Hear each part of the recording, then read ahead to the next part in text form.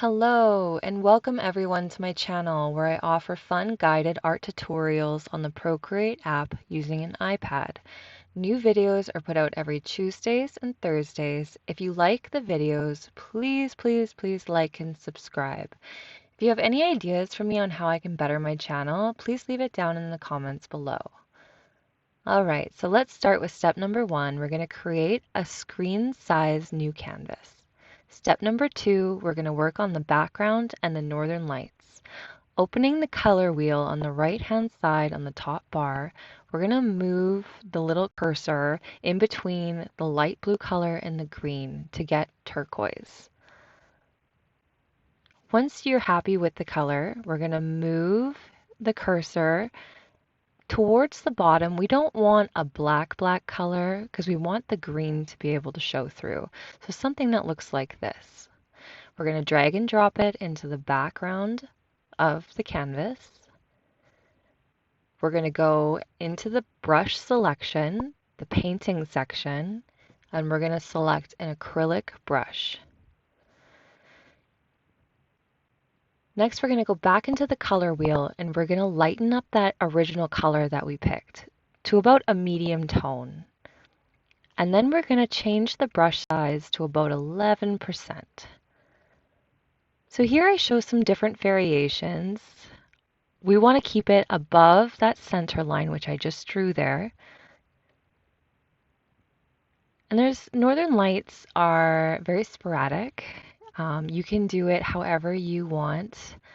You can go with a simple squiggly line. You can go with 2 parallel lines. I'm just going to keep it simple just for the sake of this video, and we're just going to go with a simple squiggly line. Next, we're going to take the smudge tool. If you press the little finger icon on the right-hand side, it opens up your brush menu. And again, I selected an acrylic brush to use for smudging. You can play around with different brushes as I did. I found that the acrylic actually was my favorite, as simple as it is. What you're going to do is you want to kind of smudge out the harsh lines there, and you want to drag from the middle point up, releasing when you're at the top.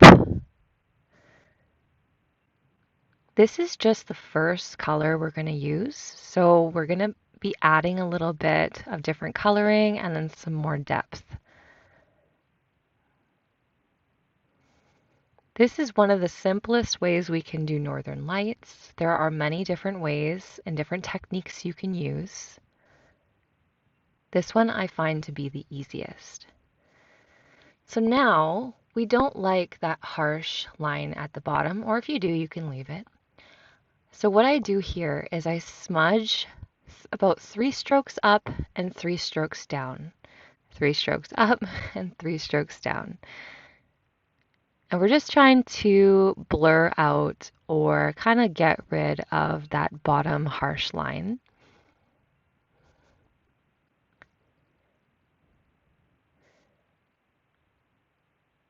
To mention the layers, this is all in one layer. If you're all about having things on different layers, you can definitely put the Northern Lights on a separate layer. It's totally up to you. So next, I go to the color wheel and I drag and I find a little bit of a lighter color. You don't want to overdo it with this. You'll see in a bit why. So in a few select spots, I do the same technique.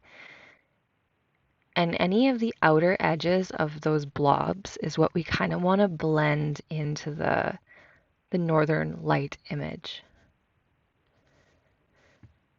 So again, we're dragging up and down.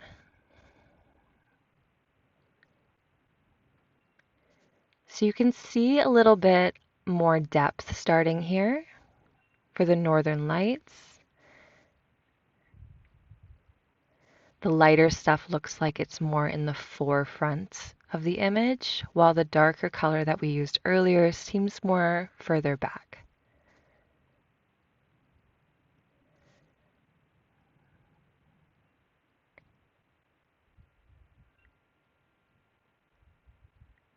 So I just touch up a few areas here.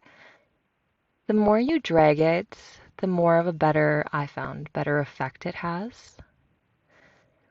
So I just go to the color wheel again and I grab a bit of a lighter color. So we're gradually working our way from a dark color to lighter colors. And again, in a few select spots, I add that little bit of a lighter color. And I also drag that color all the way to the top of the frame. So now here you can definitely see some three-dimensional kind of appearance. Step number 3, we're going to be adding stars, and then we're going to be adding the mountains. This is where I add a second layer, and then I go into the inking section, and I pick a syrup brush. If you have another method for adding stars, you are more than welcome to do whatever you're comfortable with. Here, I found it easiest to actually use my finger. If I use the Apple Pencil, sometimes it slips and it makes not a perfectly round star. So when I use my finger to dot in stars, I find it works better. So I had a 6% brush and I moved it to 3%. You want a variation of different sizes of stars. Actually, the smaller, the better, the more realistic it looks.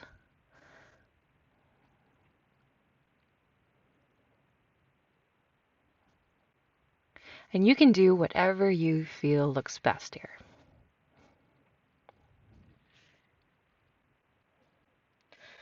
So we're going to go into our layers and we're actually going to add another layer on top of this. So I'm at my third layer, and then we pick a darker, not the darkest color of black, but we just kind of pick a little bit of a darker color.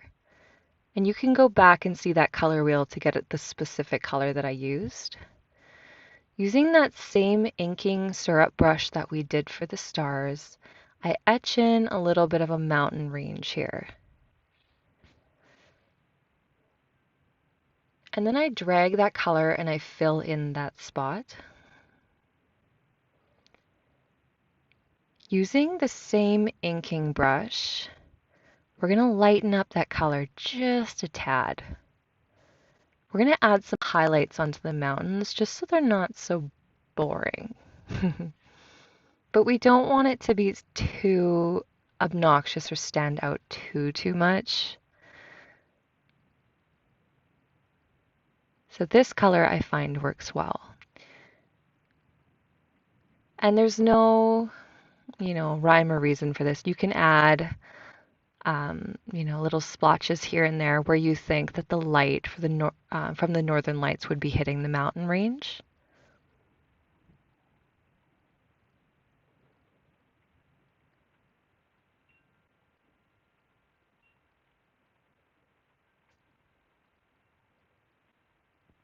All right, so a few extra little spots. Sometimes less is more, if you know what I mean. So I go into the layer section, I add a new layer using the syrup brush, and this is where we use the blackest of black from that color wheel. So if you've noticed, we didn't change where we were on that color wheel. All we did was change from the light to dark. So that makes it so that this whole image is nice and complementary. So I add in a tree line.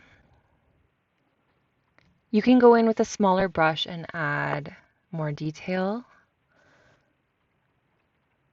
I just did it like that, nice and quick.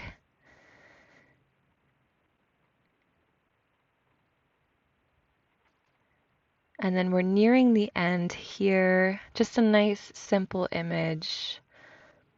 Another thing I found is in the luminescence section, nebula it's called. And I'm kind of putting, it almost looks like mist, but it's very nice, I found in the background behind the mountains. I added it, then ended up taking it out just because I felt like it took away from the northern lights, but you can do whatever you feel fit. And that's pretty much it. I'm glad and thank you for following along. If you have any ideas you want to share, please put them down in the comments below. And I hope you have a wonderful day. Thanks for stopping by.